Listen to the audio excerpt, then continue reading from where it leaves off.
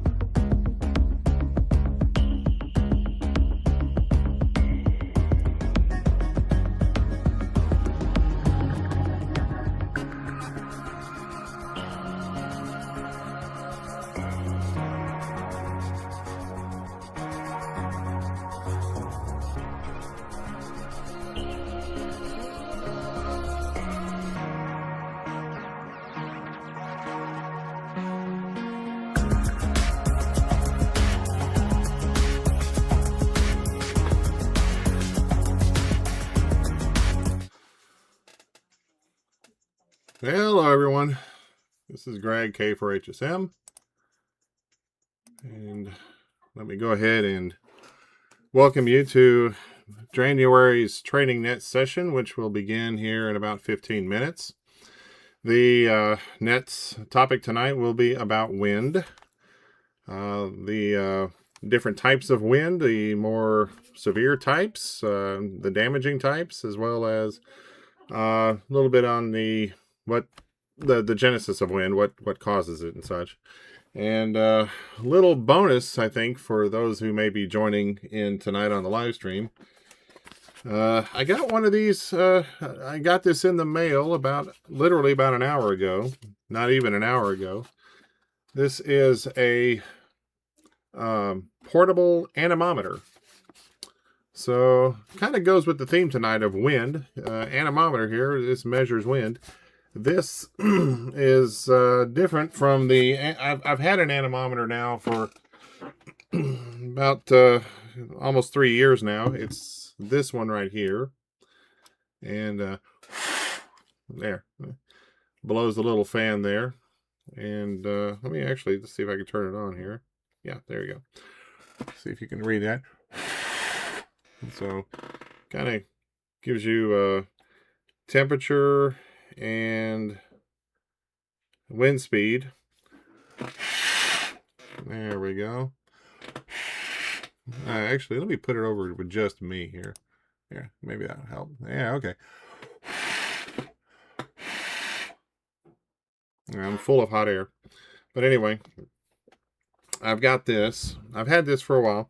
One of the things I've not been happy with is that it's hard to tell where to point it when you're trying to measure the wind, and so sometimes can be a little difficult. This one, AIOMEST,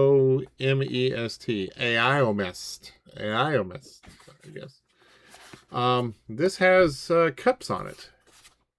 It has little cups on the top of the anemometer, and you can mount it to a tripod. So you can set it somewhere, like if you're bird watching, if you're flying a drone, or if you're just curious to know what the wind speeds are wherever you may be. Just put it up on a tripod, set it out there, and let it do its thing. So it's seems to be promising. I'm going to unbox it after the net tonight, so I will unbox it live. We're gonna do it live, and we'll see how this goes. So let me first of all make sure I'm actually making sure that I'm coming in on audio. But hello, Eric. Eric's here. Doing. Okay. And so yeah, thank you, Eric, and I will check you in here. Give me just a second here. Yeah, I got your call sign right today, Eric, and I hope if you saw the images, I did correct your call sign. I do apologize about that. So I will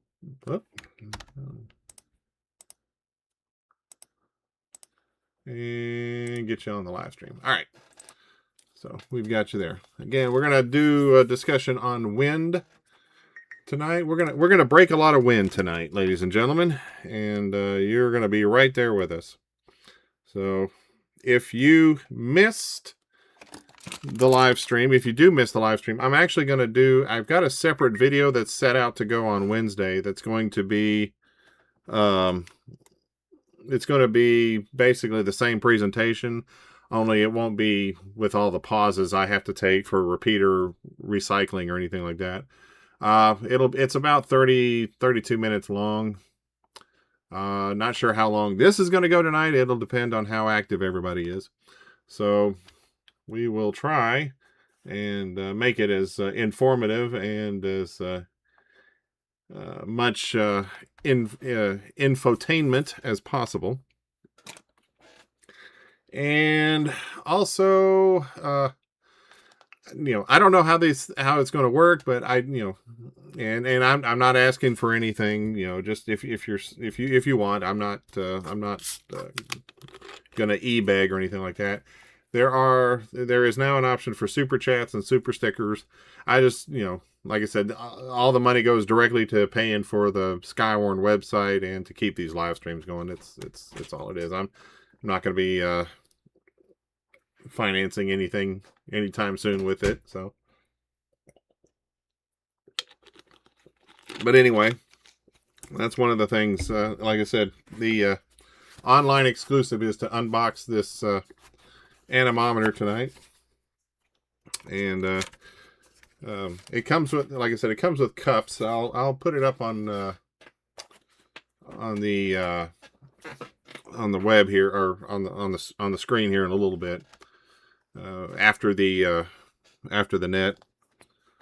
It's about this cost me about $28 off of that website that has e-commerce. So, and this one here, I think it ran, I don't know how much it cost me back 3 years ago when I got it, like $21. But now it's 20 it's what is it now, $16, I think. So is that the little yellow one. So something that goes around your neck and easy to carry. And the other one, the one that I got that's 27, it'll fit on a tripod. Alrighty, so I thought I saw some other, KC4BCH. All right, KC4BCH in West Knox. Okay. And I've got you checked in. All right. So, let's see. What time is it? Okay, we got 8 minutes. All right. Any questions? Any weird things you want to discuss? Put it in the chat. Ken checked in. Okay. Yeah. He checked in with my phone. He hasn't figured out how to use the chat yet, I don't think. So he's up, he's going to have to change his call to KQ4UIJ, up in the jungle, because he's up now in Columbus, Ohio. So actually he's in Delaware, Ohio. So I have you checked in. If you want to check in, you can use the chat or check in with us on the repeater, 146.940. Wetting my whistle for the upcoming net. Yeah. Ken will be back. Ken will be back down here later this week, and we're making plans to have a get together. He used to be in Boyd's Creek, the metropolis of Boyd's Creek, and now he's just outside the metropolis of Columbus, Ohio. So, anyway, good to hear you, Ken, and thanks for tagging along with us. All right. So again, we're going to do wind. That's going to be our primary discussion tonight. We're gonna, like I said, we're gonna break a lot of wind tonight. So let me pull that up and get this ready.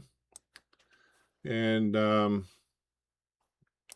if you have any questions, any comments, I will try to monitor in the chat as best as I can. Can be difficult at times, but did a lot of research over the last few days as I came up with the topic. Some fascinating things about wind that it's going to help. A little preview, discuss how what wind is, in the meteorological sense, as well as discussing the different types of damaging winds, how the Weather Service classifies certain wind levels. There's certain aspects of it when they do their predictions or their forecasting. We'll talk about hurricane, the Saffir-Simpson scale. We will discuss you know the winds that are in a thunderstorm, and we'll discuss things like a derecho that we do actually get derechos here in East Tennessee, as well as a seiche. If you're not familiar with the word seiche, I found out and discovered it a couple weeks ago because of a seiche that occurred up in the Great Lakes. So we'll talk about that. And if you want to check in, again, do it on the chat over here, or you can do it through the repeater when we get going here. And we are 5 minutes away. So,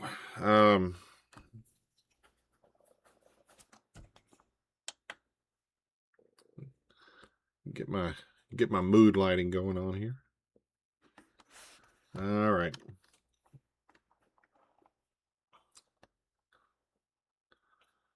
Let's see here. Let's see how many people are in right now. Let's see.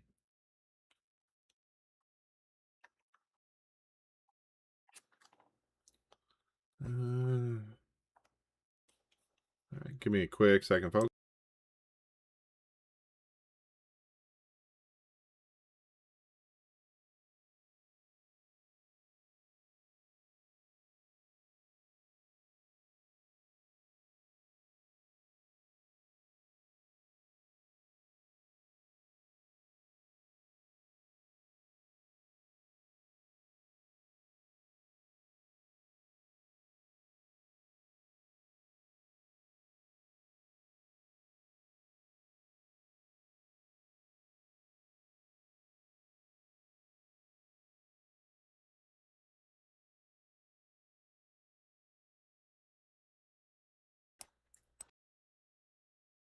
Sorry, I was still muted.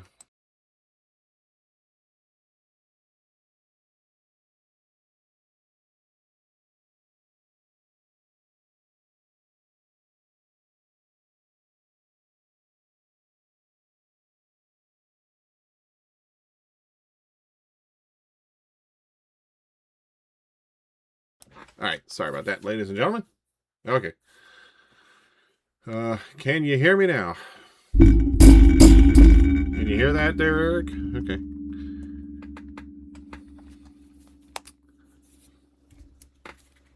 Standing by.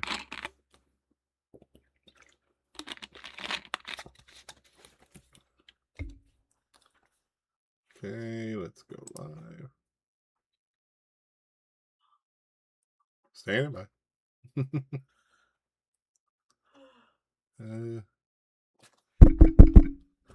All right, let's see here.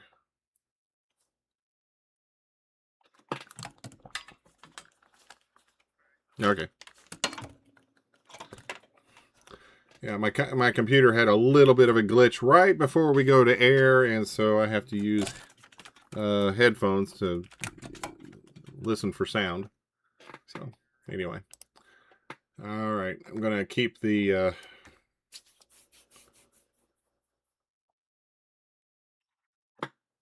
chat up where I can see it.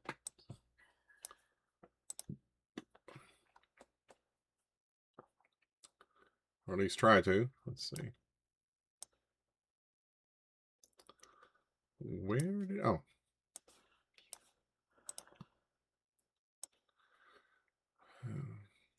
Live television, folks. This is certainly not professional. All right, let's see.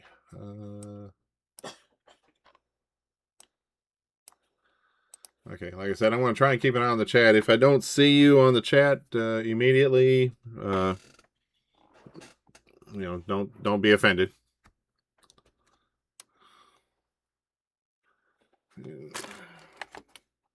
We'll be live here in just a second. 10 seconds to be exact.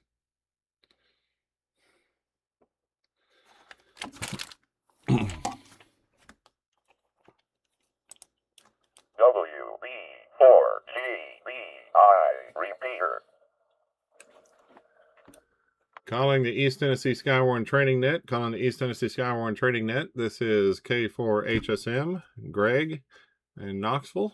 I will be assuming net control as WX4TYS. And we are on the 146.940 WB4 GBI repeater with a tone of 118.8. Backup frequency, if is needed, will be 146.625. Also WB4 GBI with a 118.8 tone.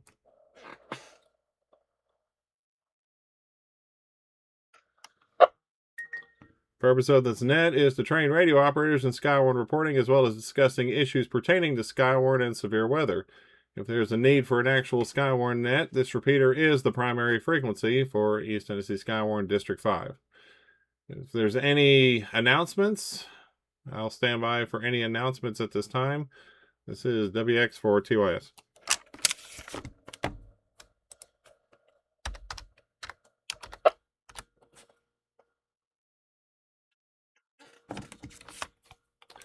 Okay, nothing heard. Checking the Morristown Weather Service SKYWARN site. There are currently no scheduled in-person SKYWARN classes coming up for the spring, at least not yet. I assume that there will be some classes being scheduled as we go into the new year, and should see some updated appearances for in-person SKYWARN training, hopefully by the next net, which will be on February the 1st. Sunday, February the 1st is our next scheduled net. That is subject to change depending on conflicts and if there's a severe weather net in progress.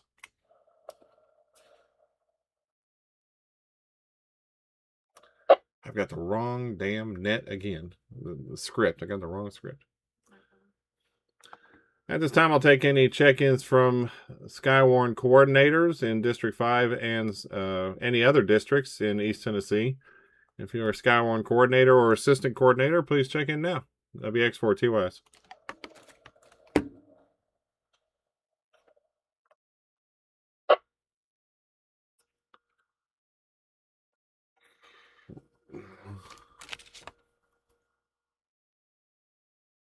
Okay, nothing heard.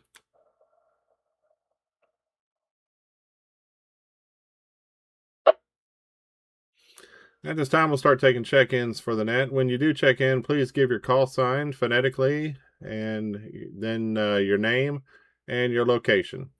Please do check-ins one at a time, just so that we make sure we have everybody properly accounted for. Also, just a real quick note, if you want to follow along with tonight's subject, which is going to be wind, I am doing a live stream on YouTube. If you do a search for East Tennessee SKYWARN D5, that's East Tennessee SKYWARN D5 January Training Net. Do a search for that. You should find it, and you can join in on the live stream. With that, we'll go ahead and start taking check-ins. Again, one at a time. Call sign phonetically, if you would, please, followed by your name and location. And this is WX4TYS. Kilo Golf 4, Quebec Whiskey India, Brandon here in Knoxville. Hope you have a wonderful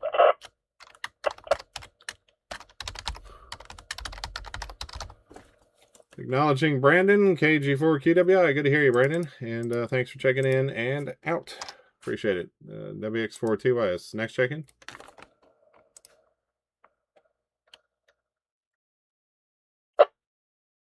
Kilo 4, Whiskey Yankee Charlie. Chris, South Clever County.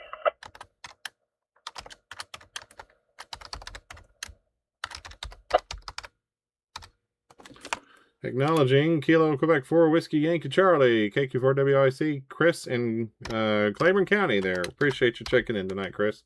And thanks a lot. Next check-in. I'm sorry, I may have doubled with you, Chris. What was that? Oh, yeah, go ahead. If you got an announcement, go for it. Starting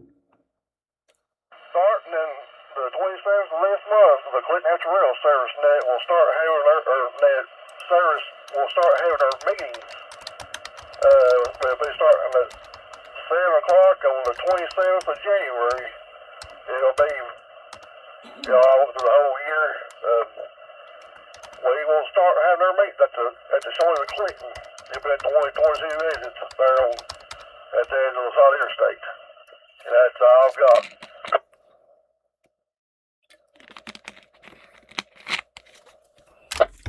All right, Chris, thanks. So just a recap there. Clinton Amateur Radio Service is meeting 7 o'clock starting the 27th at the Shoney's in Clinton. Is that a QSO? Yes, it'll be, I'd like to maybe some months that we don't have meetings, but that's most of the time we have meetings on the 4 Tuesdays of each month. All right, thanks a lot, Chris. Yeah, bring your appetite and bring your ham radio discussion for the Clinton group. And yeah, I'll try and make it to that one as well, Chris. So thanks for the reminder and appreciate it. Anything else there, Chris? Absolutely, Steve. Carry on. All right, thanks much. Any other check-ins? Call now. WX4 TYS District 5 SKYWARN Training Net.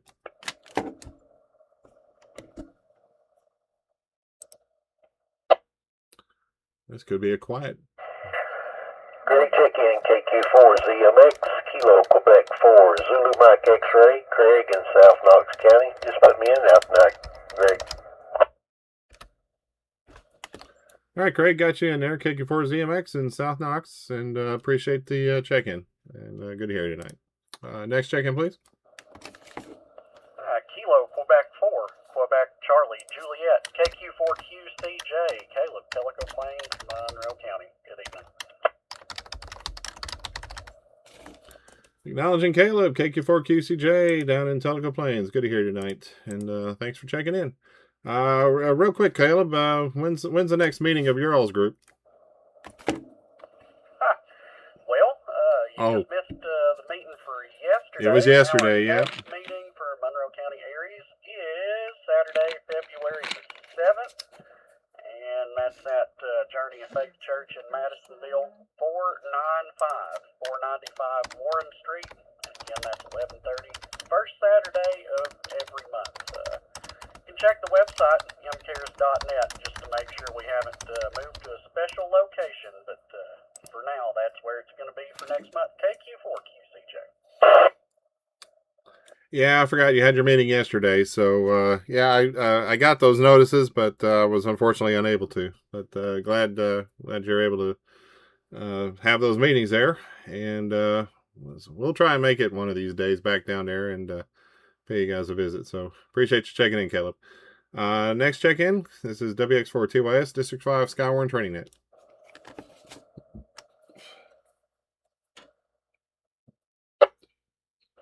This is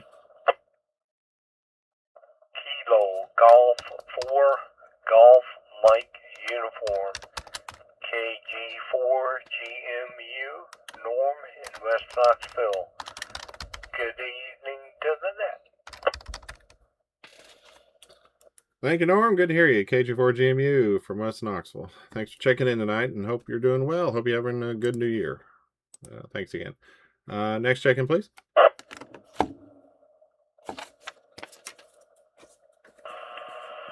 Whiskey 4, Hotel Kilo Lima, W4HKL, Steve, Cumberland Gap.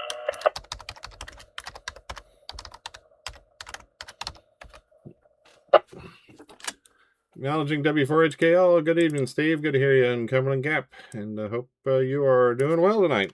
Thanks again. Next check-in, please.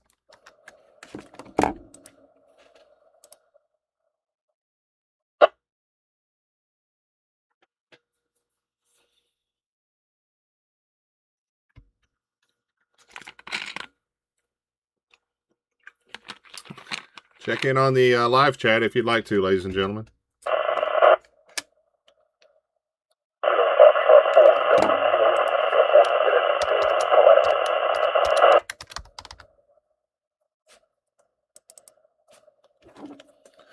Okay, I got Todd, Kilo Fox 4, I believe it was Delta Kilo. Can you give me the rest or clarify that call sign just to make sure? A little bit of noise in there, but we'll pull you out. I say a 4 Kilo Fox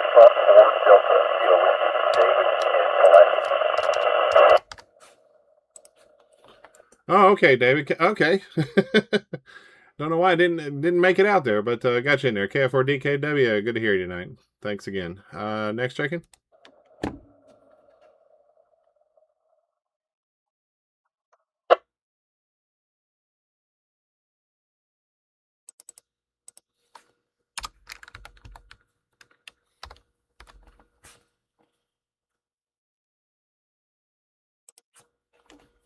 Okay, nothing heard at this time.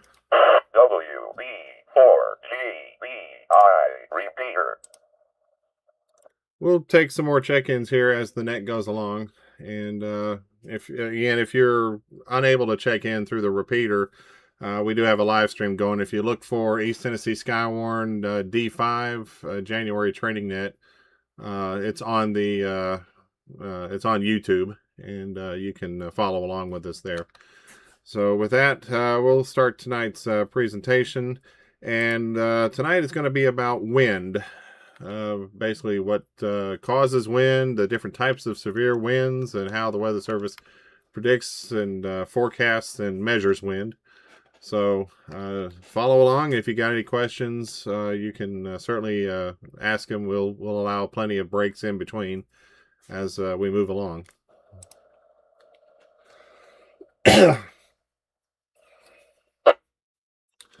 So the big question, what is wind? What causes the wind?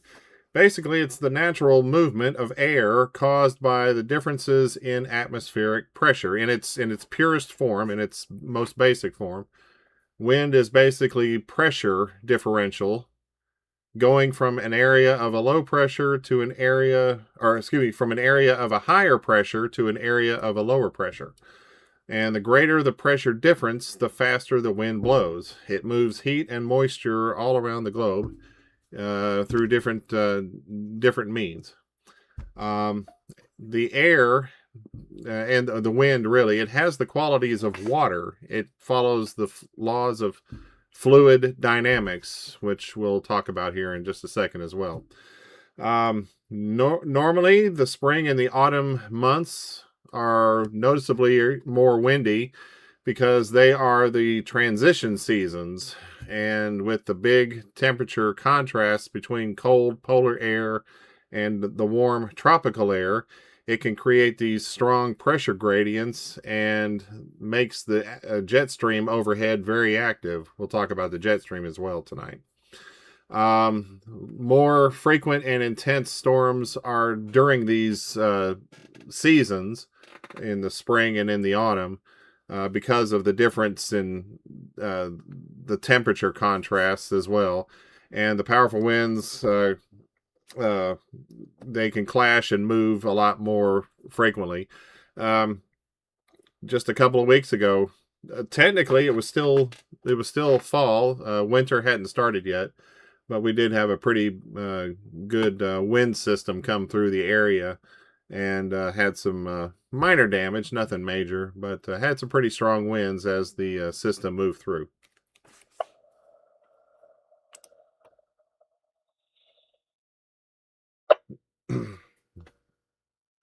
Now, when the Weather Service is talking about a severe wind threat, there are a few categories. So there is strong, damaging, very damaging, and violent. Strong wind gusts are typically associated with thunderstorm winds between 39 and 57 miles an hour. These aren't severe wind speeds. They don't fit the criteria of severe wind speeds, because that category, the basis for a severe thunderstorm warning, would be winds 58 miles an hour or greater. So you might get a special weather statement talking about strong wind gusts between 34 and 49 knots, or 39 and 57 miles per hour. Typically, when you see those, you might see a special weather statement issued for the area. Next up, you're going to have damaging wind gusts. These are in the severe category for severe thunderstorm warnings, and they go between 58 and 74 miles an hour, or 50 to 64 knots. and they do cause minor damage. Typically, a severe thunderstorm warning will be issued when you have winds of these speeds.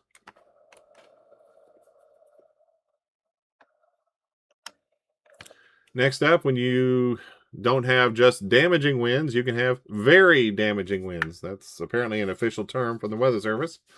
And these are when the wind speeds can measure between 75 and 91 miles an hour. These are typically hurricane force winds. Don't see a lot of those here except in the higher or the highest elevations, like up on the tops of the mountains in the Great Smoky Mountains and areas like that. But for the most part, still a pretty severe severe thunderstorm warning will be issued for these types of winds. Again, between 75 and 91 miles an hour, or 65 and 79 knots.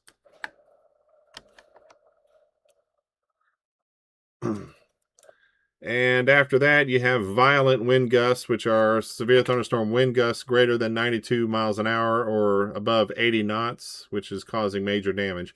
You'll see these kinds of winds in other descriptions here we'll go into momentarily, such as straight line winds, microbursts, macrobursts, and even tornadoes.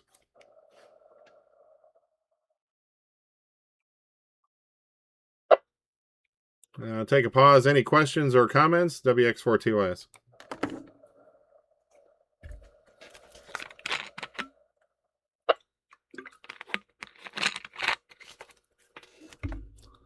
Okay, nothing heard. I'll take check-ins here momentarily. Now, sometimes when you see the Weather Service issuing a forecast, you're going to see a weather map of the country, and you might see what looks like a bunch of paint blotches where they have severe wind threat potentials typically within 12 miles of any location.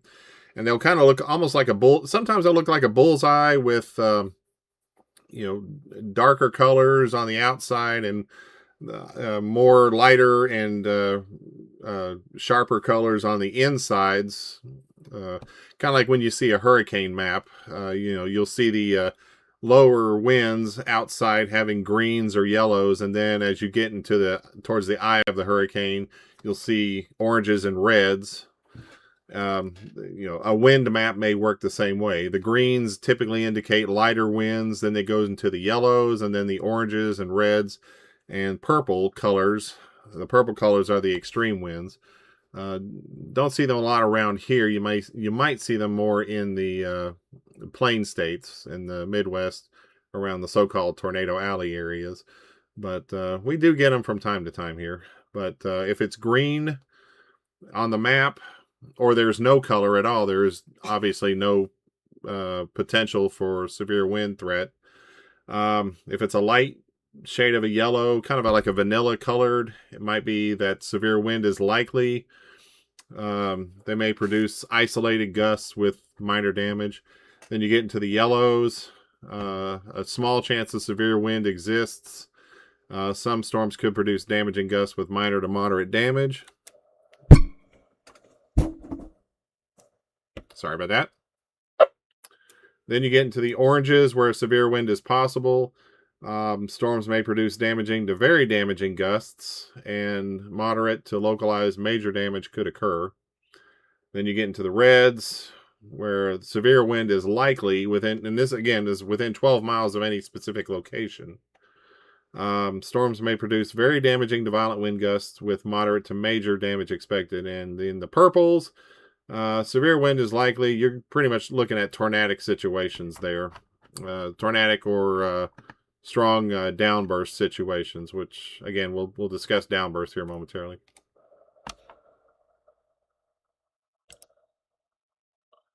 So definitely you don't want to be in the purples or the reds, and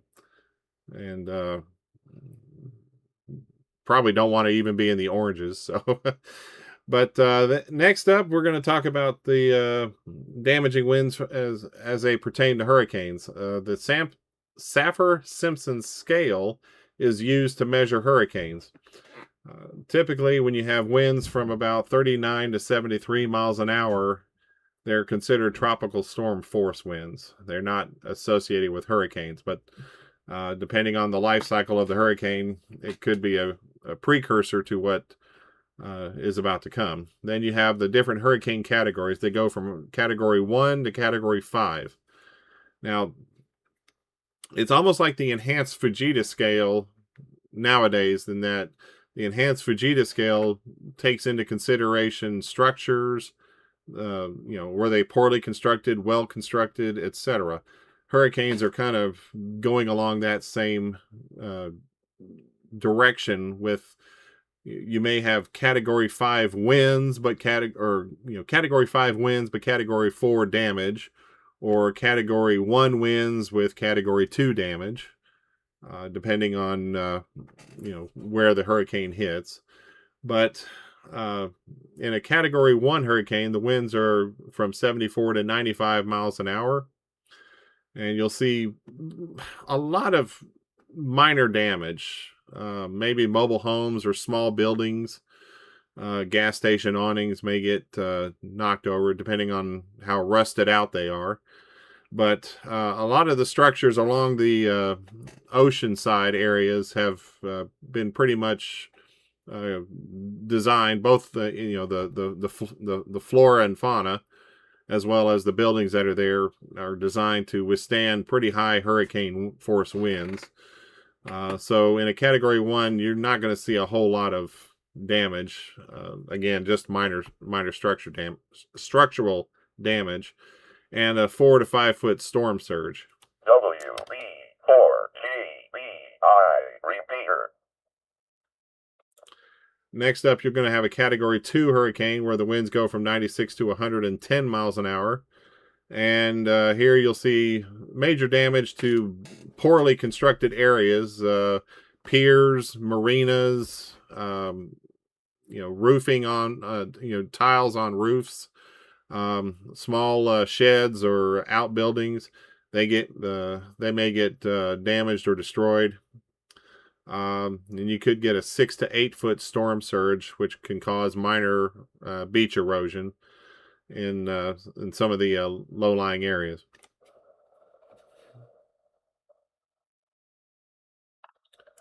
Next up, you have a category 3 hurricane, from 111 to 130 mile an hour winds.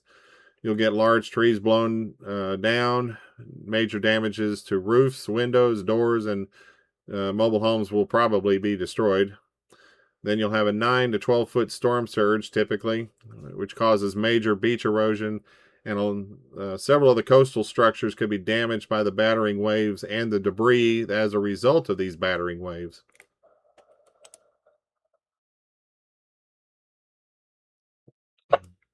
Then you get into the more serious stuff with hurricane category 4, 131 to 155 mile an hour winds. Billboards are blown over, extensive damage to even well-constructed homes. Don't even think about what could happen to a mobile home. Entire roofs will get blown away. I've seen videos where an entire roof of a home just goes flying up into the sky and gets carried off by the wind a few hundred yards. So it's definitely not something to be taken lightly. And this is on, in the coastal areas that are normally designed to withstand severe hurricanes. You get a 13 to 17 foot storm surge and flooding up to 6 miles inland. Typically, that's on average.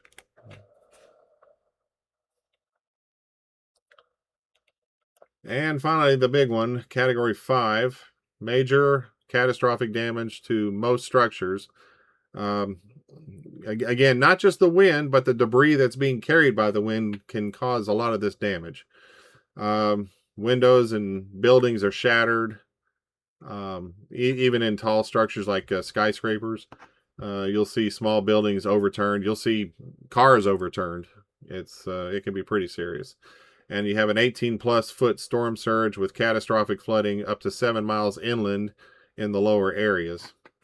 I think Hurricane Michael was one of the last category 5s that hit. That was in the Panama City Beach area, if I recall, about 3-4 years ago, and did a lot of serious damage to the coastal areas there. With I think they had about 160 mile an hour winds, if I'm not mistaken.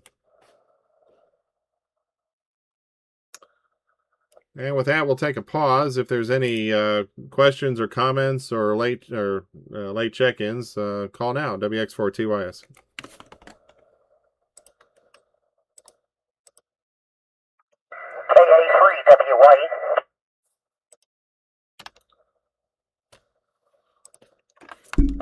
Go ahead, Tim. KA3WYE. How's it going? Oh, pretty good. Kids are all leaving. We celebrated Christmas today because Tina was sick last week, and so we celebrated it today. And the last of the kids are getting ready to leave, and I had to fix something for one of the oldest. I had to do some soldering for him. He's got this super expensive lightsaber that you can literally beat it up against a tree, slam it in the door of a car. He spent a fortune, but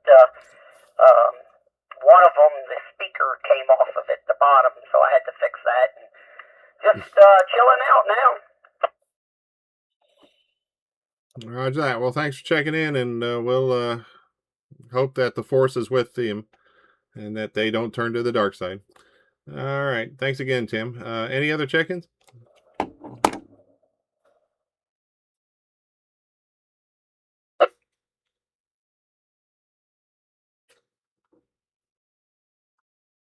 All right. Nothing heard. Any comments about what was discussed with the Saffir-Simpson scale or anything pertaining to it? We'll stand by. WX4TYS.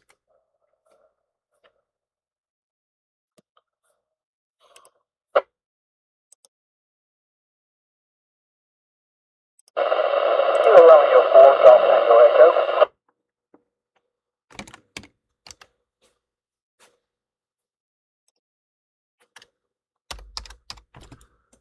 There was a Kilo Romeo 4 Golf station. I think it was Golf Mike Echo.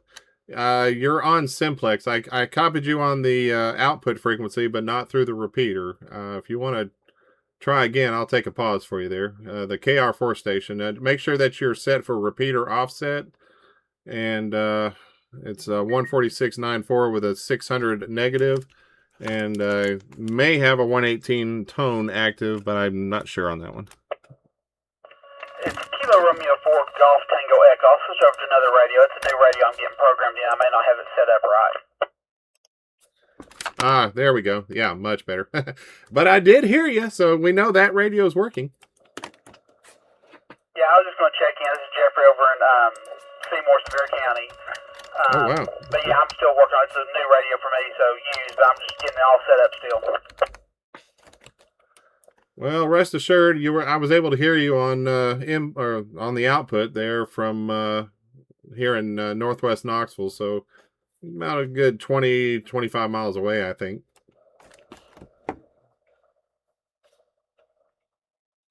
Yeah, I've got to mess around with it, get a little better antenna set up on everything what I've got right now. But yeah, it's a work in progress. So I just wanted to get checked in here real quick. So I'll let you get back to doing the net. Roger that, Jeff. Thank you very much, and we do appreciate it. Any others while we're taking check-ins?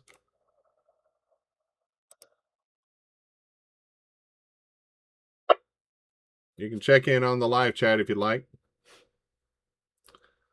All right, nothing heard?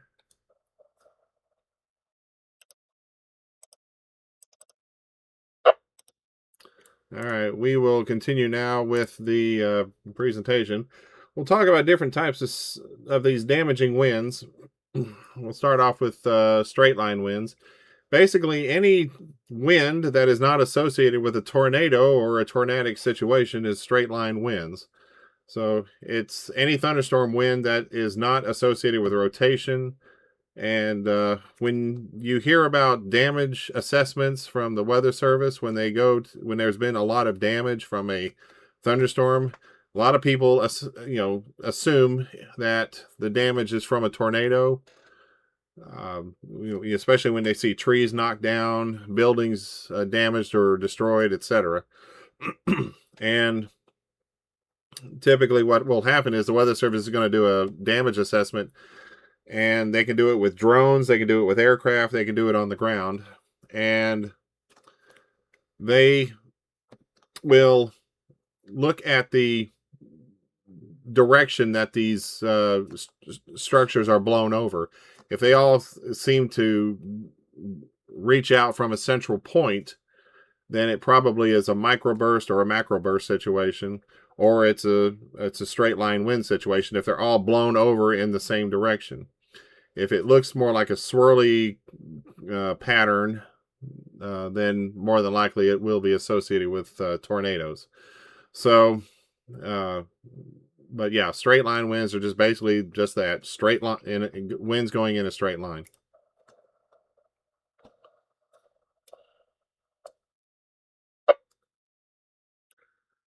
Now, as it pertains to thunderstorms, there's the downdraft. There's an updraft and a downdraft. The updraft is air coming into the thunderstorm. The downdraft is the air that comes down as a result. When the air is brought in, that warm, moist air, it is brought into the thunderstorm and forced upwards. Heat rises, and it goes into the upper layers of the Earth's atmosphere, and it gets cold. The super cold temperatures of the stratosphere will make that air more dense and colder, and so it will drop. And as that air drops, it comes down into the ground, and it can spread out into a microburst or a macroburst. Now, like I said, air has the qualities of water in that it follows the laws of fluid dynamics. So if you take a faucet in your bathtub, turn the faucet on, and the water comes out of the faucet and hits the bottom of the tub, and it goes out in all directions. And a macro or microburst or a downdraft basically works the same way. The faucet water is that cold air, and when it hits the ground, it goes out in all directions. So there's the macroburst, which is basically a larger scale of these downburst air, and it's usually larger than 2.5 miles in diameter when these occur. A microburst is a little bit more concentrated and can last 5 to 10 minutes, and the wind speeds can sometimes exceed 100 miles an hour. WB4GBI repeater.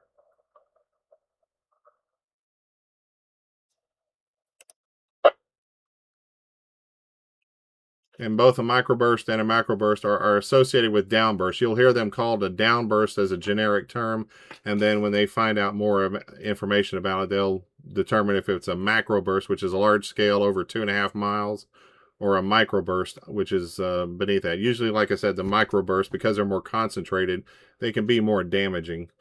Next up is a gust front, which is the leading edge of of air that's been cooled by the rain that clashes with warmer thunderstorm inflow.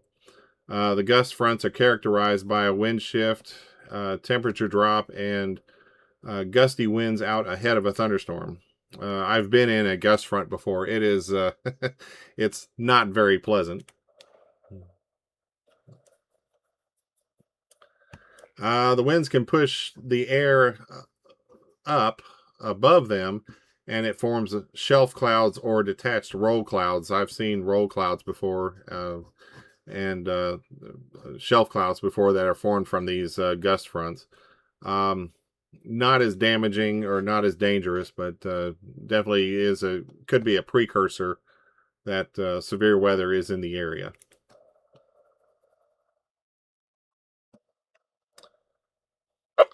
Next up is a derecho. Now, we don't necessarily get them here, but we have had them in the past. But derechos are widespread windstorms, basically like just a really large gust front. It's associated with a band of rapidly moving showers or thunderstorms. And a typical derecho consists of numerous microbursts, downbursts, and clusters of them. If by definition, if the damaged swath goes more than 240 miles and has wind gusts of at least 58 miles an hour or greater, then it'll be classified as a derecho. Now, here in East Tennessee, we had one back in 2017. On May 27th of 2017 was the last official derecho. There was actually one prior to that in 2016, but we haven't had one since. Nashville has had them a little bit more frequently than we have, and their last one was back in May 3rd of 2020. If you'd like to check in, you can check in on the chat. Give us your name, call sign, and your location. Next up is a dust storm called a haboob. It is a wall of dust that is pushed out along the ground from a thunderstorm downdraft at high rates of speed. You'll see more of these types of situations in areas where there is desert, like out in Las Vegas, Nevada, Southern California, and Arizona, areas where they have desert, and these types of dust storms are more prone to these types of weather events.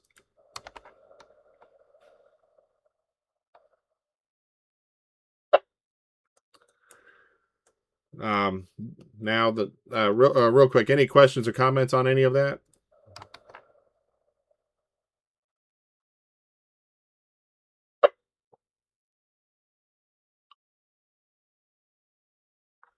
All right, nothing heard. Now, the Doppler radar that the Weather Service uses is very sensitive. It can actually detect the wind.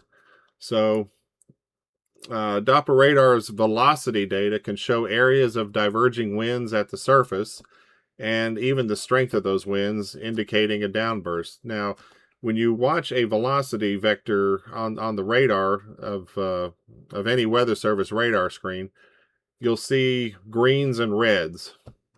If you see green, it's wind and precipitation, particles, air particles, debris sometimes. That's moving towards the radar.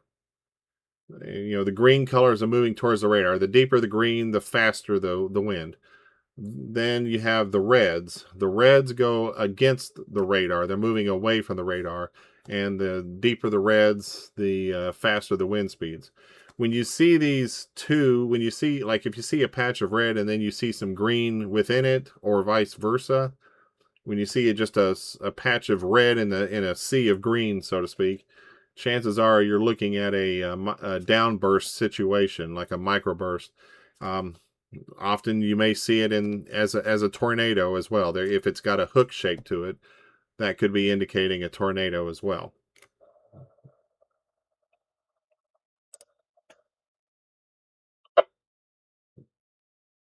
And again, it's usually when the sharp contrasts are right next to one another. If they're kind of patched out a little bit, it could be just air just trying to fill in pockets here and there, and it's swirling around and not really doing a whole lot. But then if you have a large patch of green next to a large patch of deep red, then chances are you may have a microburst, or like I said, even a tornadic situation if there's a noticeable hook to it. And this is what a downburst would look like. You got the green air moving towards the radar, the red air going away from the radar.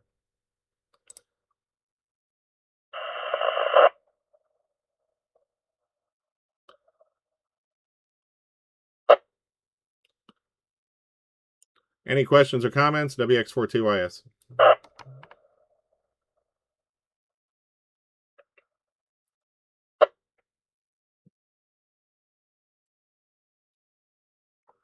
Okay, nothing heard. We'll talk about winds on a more broader scale now. We'll talk about global winds. There's several different types of winds in the Earth's atmosphere.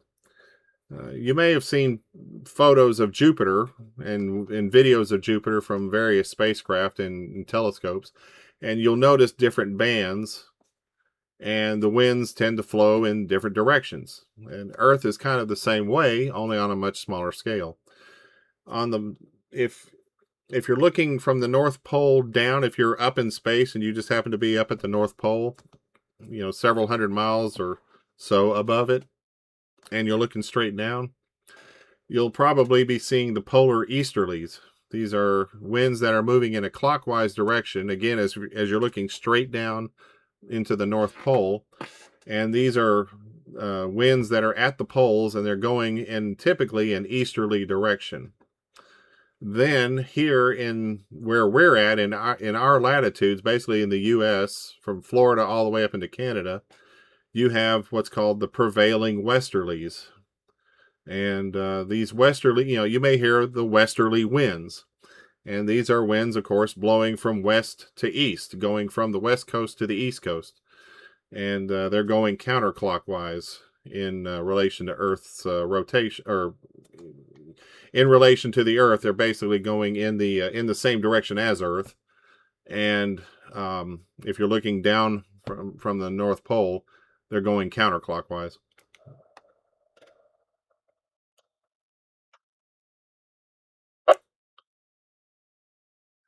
Now, around Cuba and the Yucatan Peninsula of Mexico, and just in a thin band across the globe at the basically at the latitudes where the Tropic of Capricorn and Tropic of Cancer are, you have what's called the horse latitudes, and these are just very basically pockets between the prevailing westerlies and the easterly trade winds that are more equatorial.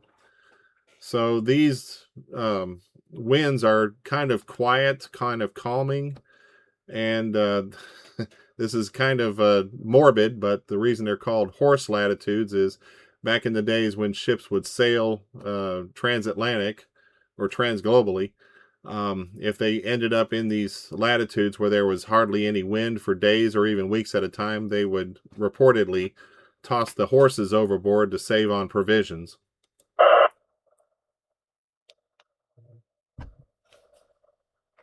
Yeah, we're doing amateur radio here, but you're welcome to join. So below those horse latitudes are the northeast or southeast trade winds, which go from east to west. And these could play a very important part in hurricane formation.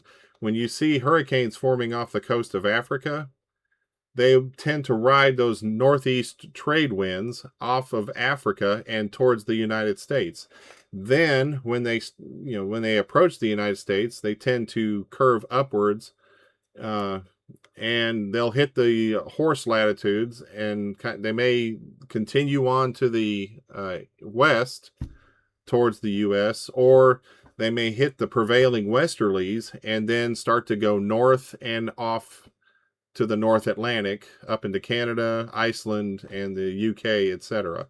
So these global winds do drive the directions of hurricanes from time to time.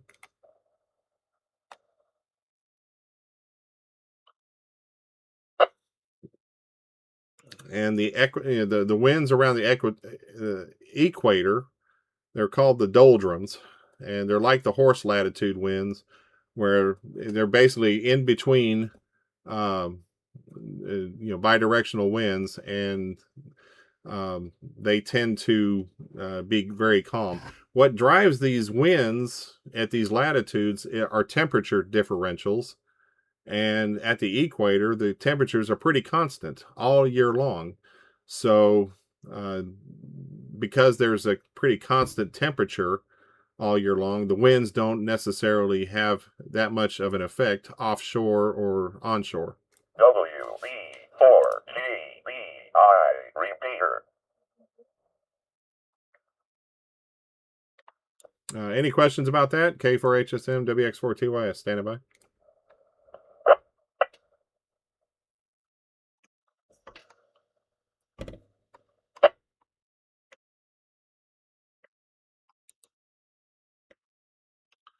Was there a station in there? WX4TYS.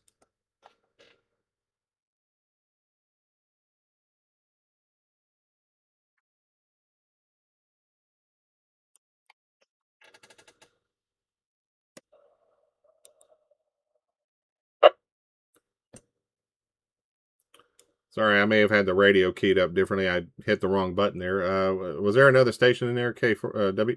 I said it again. K for HSM, WX for TYS.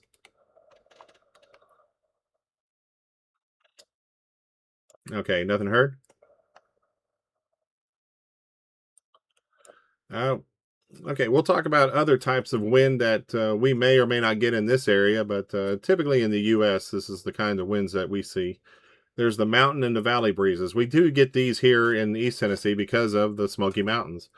The Cumberland Mountains and the Blue Ridge Mountains typically can cause these. They're basically a daily wind phenomenon where the winds will go up the mountain because the sun during the day makes the air hot, and those hot air masses will move up the mountain, and those are called the valley breezes. And then when the sun sets, the pattern reverses. The air temperature drops, the cold air wants to fall, and they come from the mountain down into the valley. And these are called the mountain breezes. So I know that when I've been up into the Great Smoky Mountains before, and I've been on the edges of cliffs and areas where there's overlooks, you'll feel the air coming from the valley below up toward going up the mountainside. Those are those are called the valley breezes because they come from the valley below. At nighttime, the wind shifts from going up the mountain to down the mountain into the valleys. Those are called the mountain breezes. So I got to get that right myself.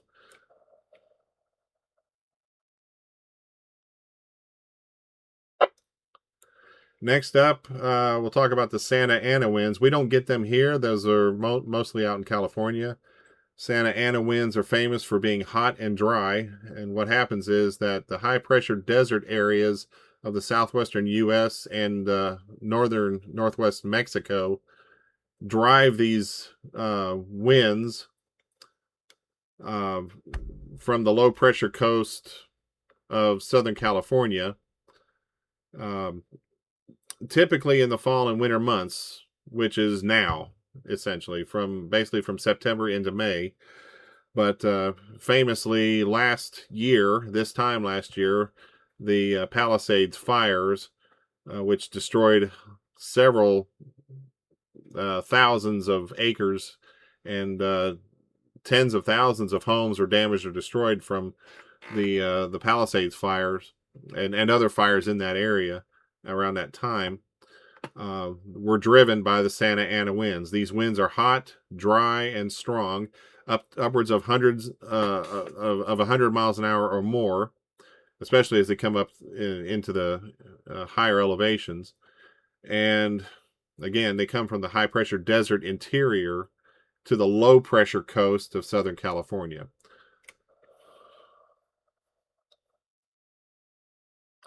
And they do create wildfire conditions and hazardous wildfire conditions because they reduce the humidity, and those winds just fan the flames, which can be sparked by electrical lines that get shorted out by the winds driving them, or people tossing out cigarette butts, or in a few cases, what happened last year, intentionally set fires.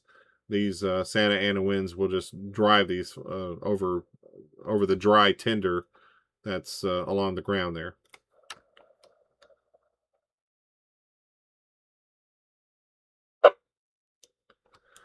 Next up is the Chinook winds. I don't really see these here. They're more out towards the Rocky Mountains, on the eastern side of the Rockies. They're known for rapid temperature increases and rapidly melting snow, what they call snow eaters. They form as moist air from the Pacific goes up the mountains on the western side of the Rockies. They lose that moisture and it descends on the leeward side, or the eastern side typically, compressing. Because it's colder air, it's more dense, and it compresses and warms significantly, creating those strong and sudden gusts that can change the winter weather that's out there. Colorado, Idaho, Montana, Wyoming, pretty much anywhere east of the Rockies, immediately east of the Rockies, can have these Chinook winds. And this also affects the Canadian Rockies as well. In Texas, they have the blue northers, which can bring rapid temperature drops from, this happens in north and central Texas. And they cause rapid drops in temperature and with 25 to 40 mile an hour winds, and typically caused from Alberta clippers or other types of air masses coming from Canada.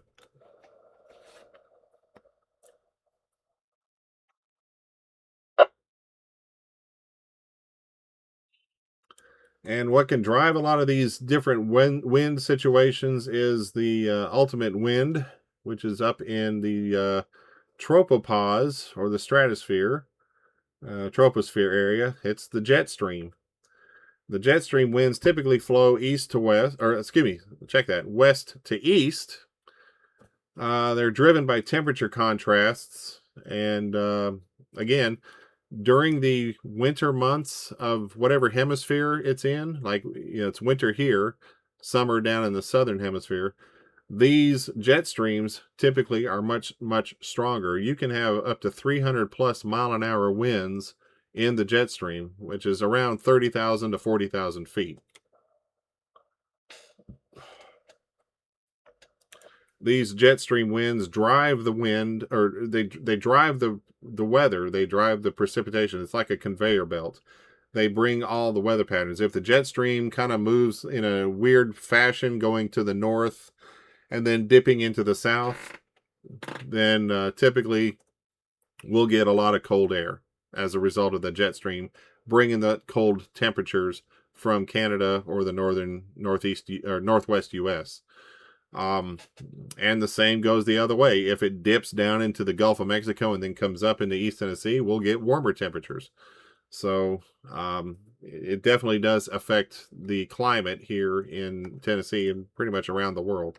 But again, those those wind speeds are much more strong in the wintertime because of the temperature differentials. And the sun's heating the earth and trying to warm the air, and then you get on the dark side and you get a drastic change in temperature with the much cooler temperatures, and these tend to drive the jet stream much more strongly. In the summer months, the jet stream can go in from east to west. We did a launch at the Huntsville Hamfest a couple of years ago. A couple of years ago, we did a weather balloon launch. Bill Brown, a friend of mine, launched a balloon that was going to ride the jet stream. It was a demonstration launch, but it was in the middle of July, or was it August? It was in the Huntsville Hamfest, which I think is August. But the balloon actually traveled from Huntsville to Wyoming and Utah. It went from east to west, and that's the dynamics of the jet stream in the wintertime, or in the summertime, excuse me.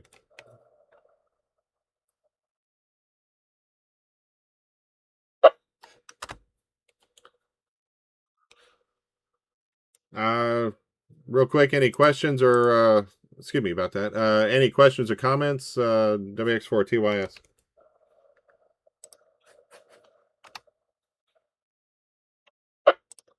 Any late check-ins while we're taking a pause? WX4TYS, District 5 SKYWARN Training Net.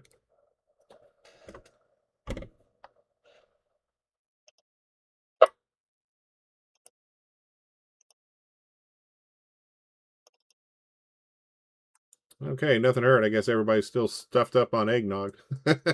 All right, we'll continue on. We're wrapping things up here. We're going to talk about storm surge. Talked about it earlier with hurricanes.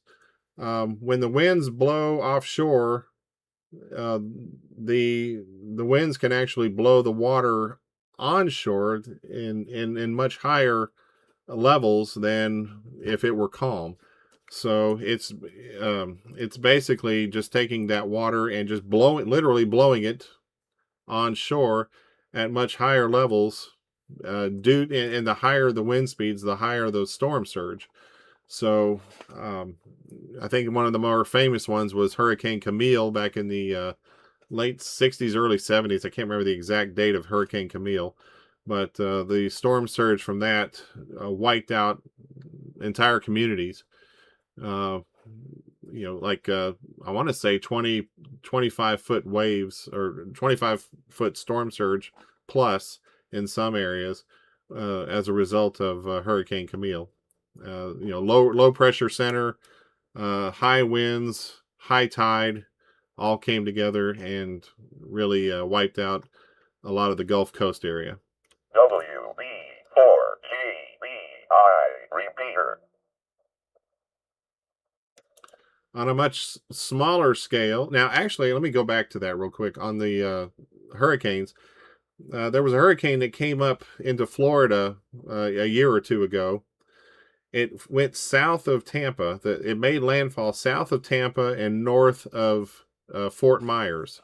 If you're familiar with the Florida Panhandle, or not the Panhandle, the peninsula rather.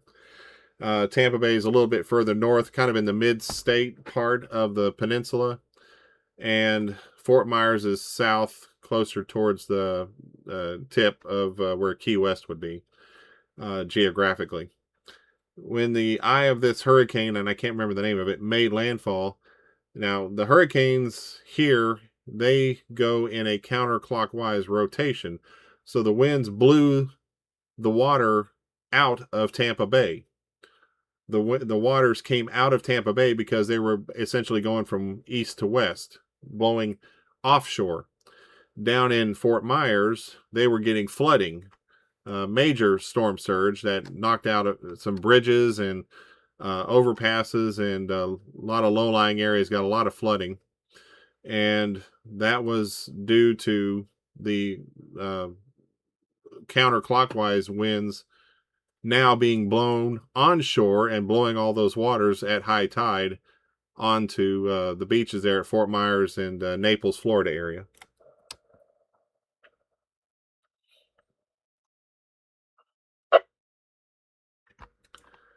So there was a little bit of a smaller scale that just occurred back on December 29th, just a little over, about just a week ago now.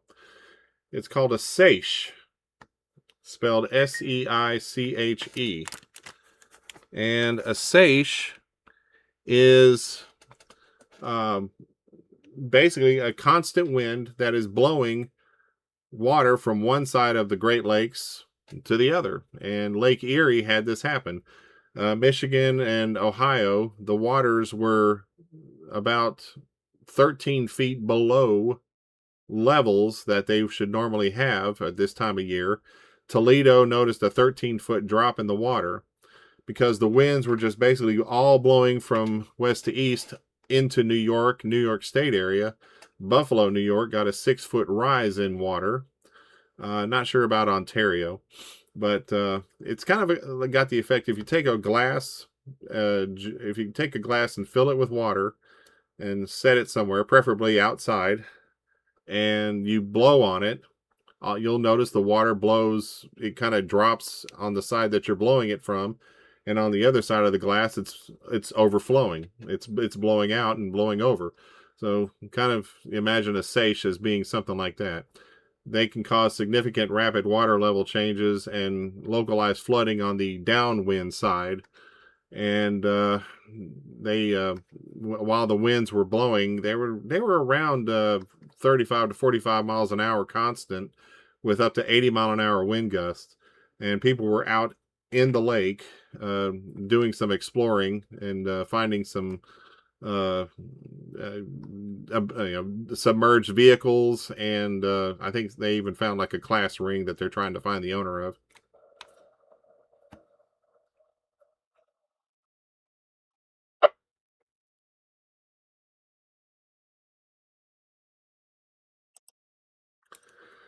And with that, I'm going to conclude, and I hope everyone found this at least a little bit interesting, if not at least not so boring. But I know I'm full of hot air sometimes, but hopefully this wind discussion may have helped everybody. If there's any questions or comments, they can do so now. I'll stand by. This is WX4TYS.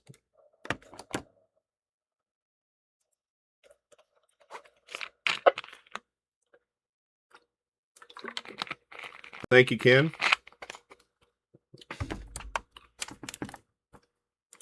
All right, and just a real quick update. Ken is he's up in Ohio. He's got my back here. Talking about how Jamaica had 185 mile an hour winds and over 200 mile an hour gusts. And it was Hurricane Milton, which was 13 days after Hurricane Helene from last year. So thanks for those updates there, Ken. I do appreciate it. Any late check-ins? If so, call now. WX4 TYS. Kilo Charlie 8, Lima Uniform Bravo.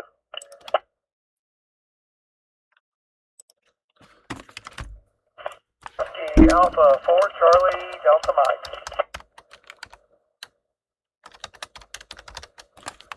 Okay, acknowledging KC8LUB. Hello, Jeremy. And I believe that's Bill, WA4CDM. Is that correct? Is correct. WA4 CDL. All right, I can tell you're mobile there, Bill. Appreciate it. Jeremy, how are you doing? Hey, I'm doing good. Sorry I'm running late here at company there, so I running late, but I forgot it was on tonight there, to be honest, Greg. But hope everybody's doing well out there this evening. Yeah, I was a little late getting home because I had late Christmas with the in-laws myself. I know Tim KA3WIE was doing the same thing tonight. So, but yeah, so far so good. Just having a discussion about wind, and hopefully it didn't blow everyone away. Thanks again, Jeremy, and appreciate it. Bill, how are you doing tonight? Did you have a good holiday so far? Oh, yeah, been a great holiday, and I'll tell you what, I started the new year off nice. New Year's Day that evening, I got me a nice 6-point buck, and then went back the next day, January 2nd, and got a nice 4-point buck. So I got a lot of meat. But anyway, I'm just driving. Venison for days. Check in, say hello, and everybody have a great New Year. WA4 CDL. Well, I'd say yours is definitely starting off on the right foot or the right hoof. So anyway, if you got any spare venison, throw it my way. I won't turn it down. So anyway, deer jerky for days. Anyway, good to talk to you, Bill. Thanks again. Any other late check-ins? We'll stand by. WX4TYS. Net control, this is Whiskey Quebec 4 Echo Alpha Sierra. Yep, I'm here. Hey, Pete. Good to hear you. And yeah, thanks for helping me out last night on Simplex. Good experimentation going on. We'll have to work it some more. I'm still trying to see what my 705 can do around here. Yeah, it seemed to be doing pretty good. Like I said, I think that was my first 6-meter repeater contact. So appreciate that. Thanks again, Pete, and appreciate you checking in. Any others while we're standing by? WX4TYS, East Tennessee SKYWARN District 5 Training Net. Kilo Yankee 4 Charlie Quebec KY4CQ Brady West Knoxville.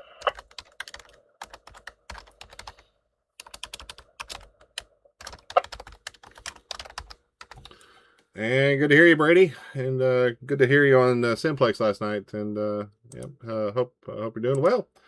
Everything okay so far?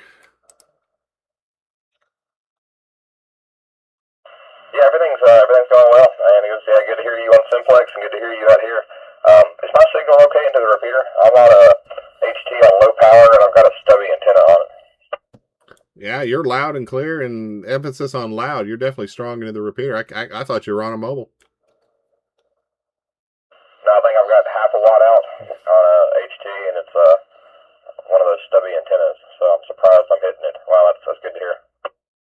Roger. Real quick, what kind of radio?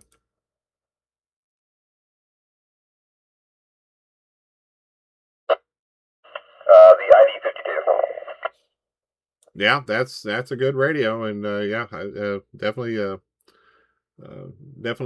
doing the trip. So yeah, and good. So you said hyper watt. Does it put out a lot more wattage than standard HT? Sorry, no, I said half a watt, like 0.5 watts. It's on low power. I heard hyper I watt. think it'll do like 0.15, 2.5, and 5.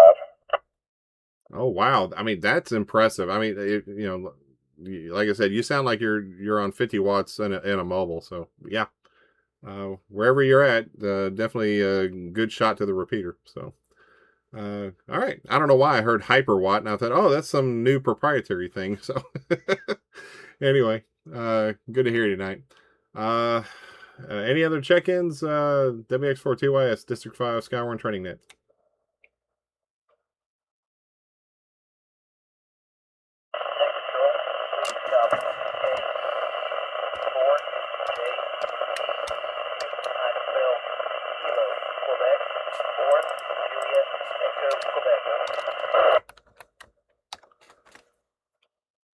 We got Kilo Quebec 4, Juliet Echo Quebec. Is that a QSL? WB4GBI repeater. Roger, Roger. Thanks, Matthew.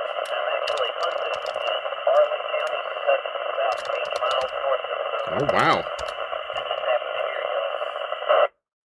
Wow, definitely. Oh, well, you and Bill should have a good conversation. He just had a couple of bucks.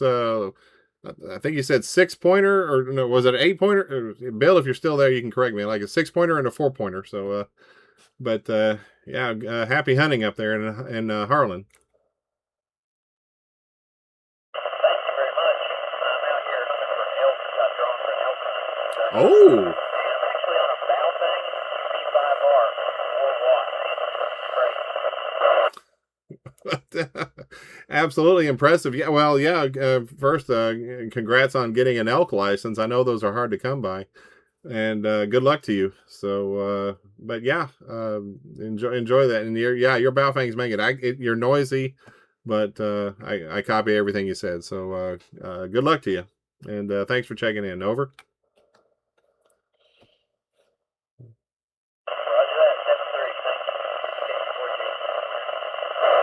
All right, 7-3s, and stay safe out there, Matthew. Appreciate it.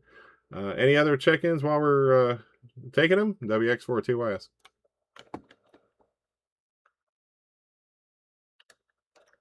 KQ4, India Victor. KQ4, India Victor. Charles, West Knoxville. And good to hear you, Charles. KQ4IIV, India Victor. Thanks again, and good signal from West Knoxville. Hope you're doing well. Next check-in, please.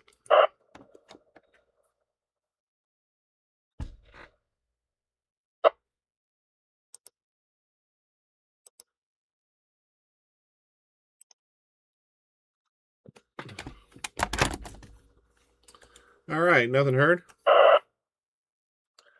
I did want to make this announcement too. I forgot to make it at the beginning, but in case you weren't aware, Morristown's weather Doppler radar is offline currently. It apparently went offline at the end of the month, end of December there, and the part should be coming in sometime tomorrow from the last update I got from the Weather Service.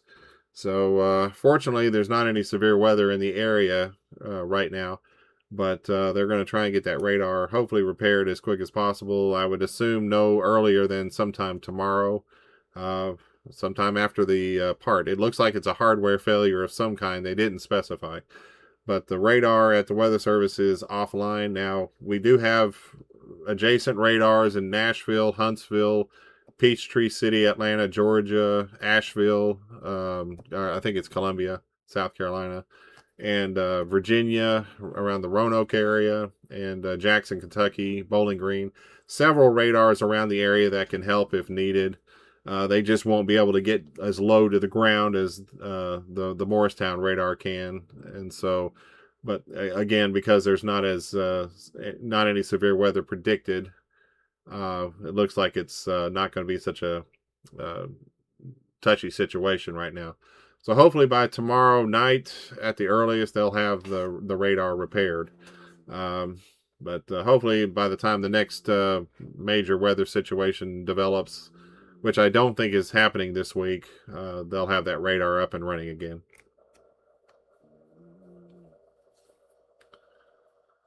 And again, there is no spotter training in person that's currently scheduled. I do expect that to be updated come February. If you'd like to take some SKYWARN classes virtually, there is a virtual training course on the National Weather Service website. And you can just look it up at weather.gov and search for Morristown, Tennessee Weather Service SKYWARN, and it'll take you to that website.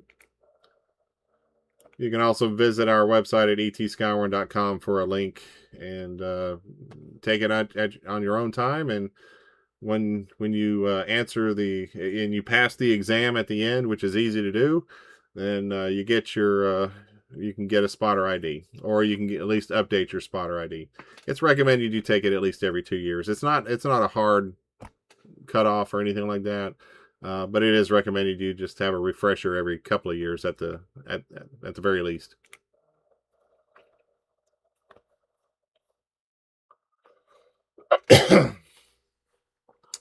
And last call for check-ins, and then we'll close the net. WX4TYS, East Tennessee SKYWARN District 5 Training Net.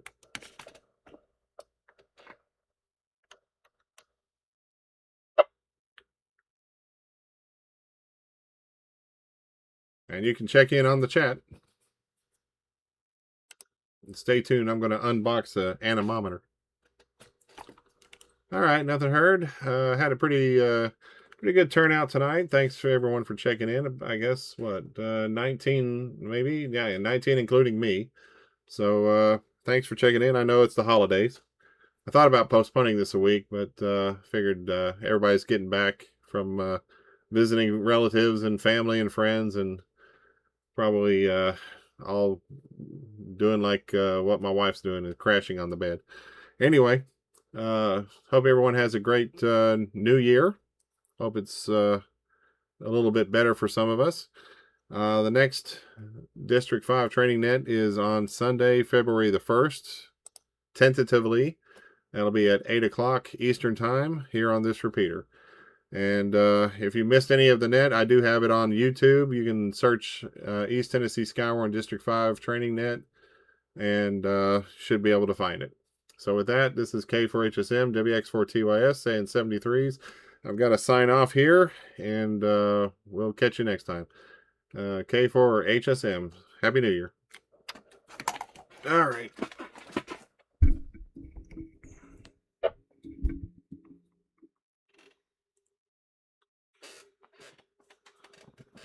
So now I am going to unbox this anemometer. I'm going to turn the radio down because usually there's a couple of people that may want to talk. I want to get this out of the way. So I am unboxing this. Let me bring this down a little bit. I got this off of Amazon. Again, it was about 27 bucks. It is an anemometer that has cups on it. In fact, let me pull it up real quick, and I will let you see that while I'm unboxing it here. Unboxing day. Anyway, there it is. Okay. So this is what I've got here.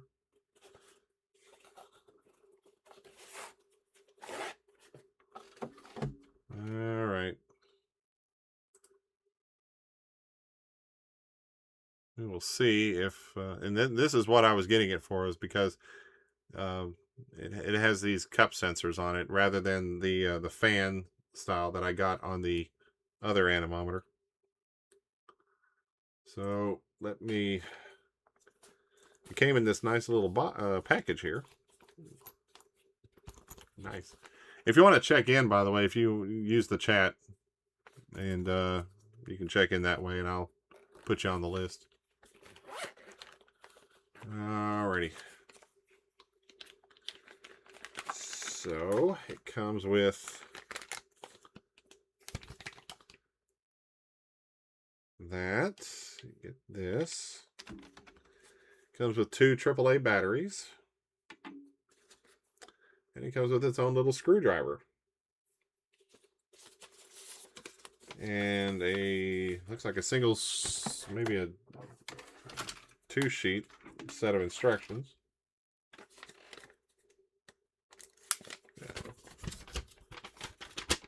There's your instructions. Okay. So it is factory sealed.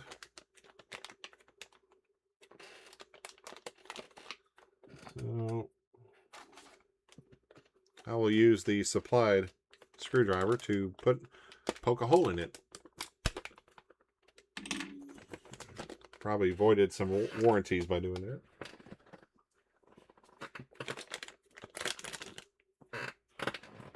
All right. First impression, I like the size. It's got a little compass at the top. Like a Red Ryder BB carbine action rifle with a compass in the stock. Oh, look at that. Very nice. Okay, so now I got to put the batteries in.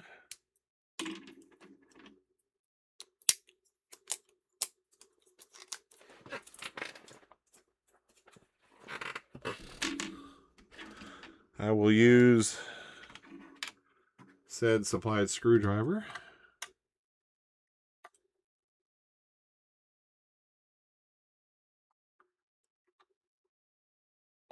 It's the suspense that gets me. All right. I like the cups though. They just a very gentle blow on them, and they seem to go really, really loose there.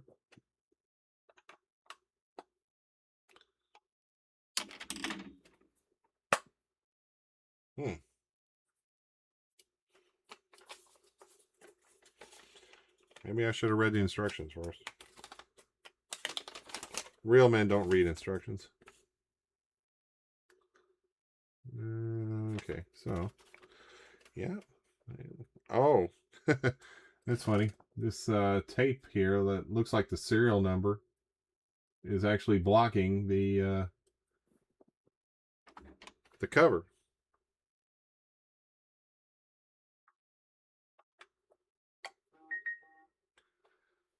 All right.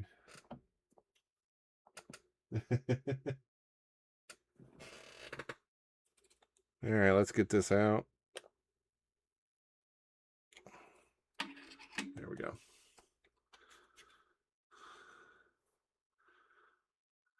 $2025-00218330. Maybe it was manufactured March 30th.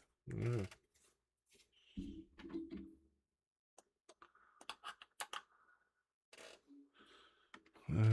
Oh, give me a break.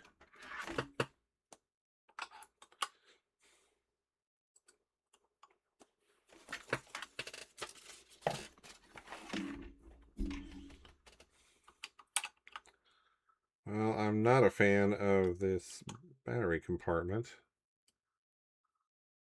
but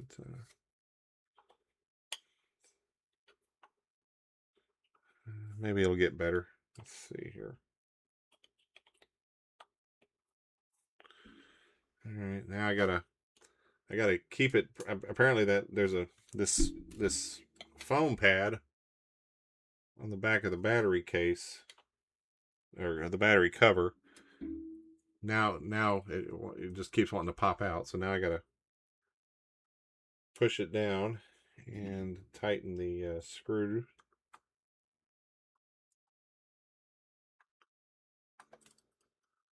It's not on. All right, let's push the power button. Okay. So, do I get... Oh. Okay, let me turn this down. It's a bright green LED thing here. Okay. It shows up better without the lighting.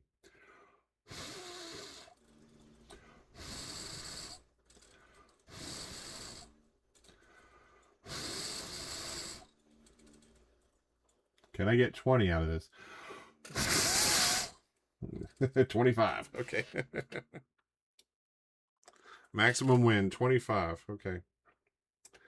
It's got the temperature in Celsius, but I can change that to Fahrenheit here.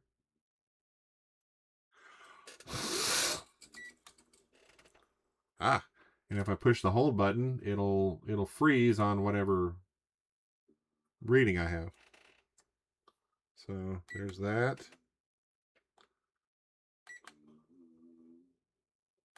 And I can do, oh, what was the original one? Meters per second. Okay, maybe that's, it wasn't 20 miles an hour. So, okay, now it's miles per hour. It started out meters per second.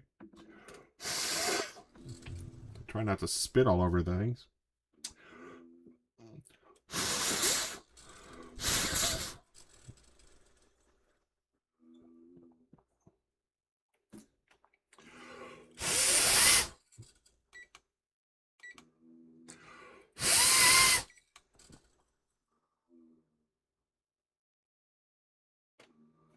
Okay. Maybe 34, gust of 34, so. All right, so now I can attach this to a tripod, apparently.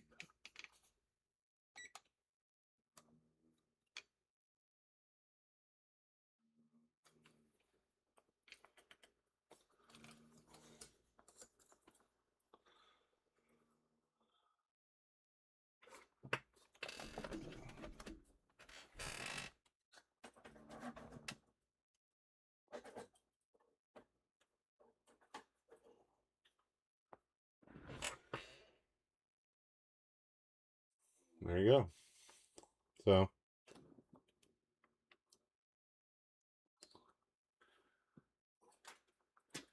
first impressions are positive, and hopefully I'll get to put this to good use later this week, going up to the mountains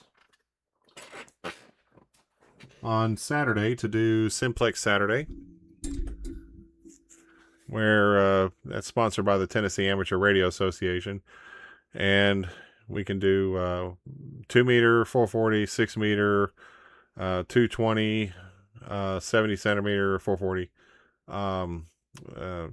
simplex. I've been doing 10 meter simplex as well. Got to work 3 stations on the West Coast yesterday at on the Gray Line during the sunset. Got British Columbia, Northern California, and just outside of Seattle, Washington. So great propagation yesterday evening as the sun was setting here in the Eastern time zone. But yeah, so I'll probably take this with me next Saturday. I'll probably put it on a camera tripod, not just this little portable one, and put it to the test to see how it goes. But so far, I mean, just the very first impressions are very positive. They give you like a direction indicator, but I think it's just a compass. You know, it doesn't tell me on the display where the wind's coming from. It doesn't have like a weather vane, but I guess you use the compass to gauge the direction that the winds are coming from. So with that, I'll I'll go ahead and sign off. Appreciate everybody for sticking around. And if you enjoy this content, please let me know in the comments. And like and subscribe, blah, blah, blah. I hate saying that. I hate saying that. But anyway, we'll do some more on this AIOMEST weather anemometer. Probably another video here. Here's the other one that I have. For those that might not have seen it, this is the one that I had previously, and it does good. It's just that, you know, it's if you're not in the wind directly, you're probably not going to get the accurate reading. So that's why I went with this one, because of this cups. You don't need to be looking for the wind direction with these cups. They should hopefully help to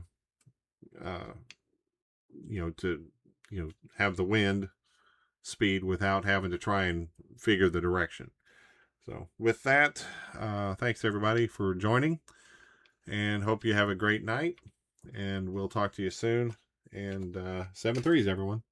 K4HSM signing off.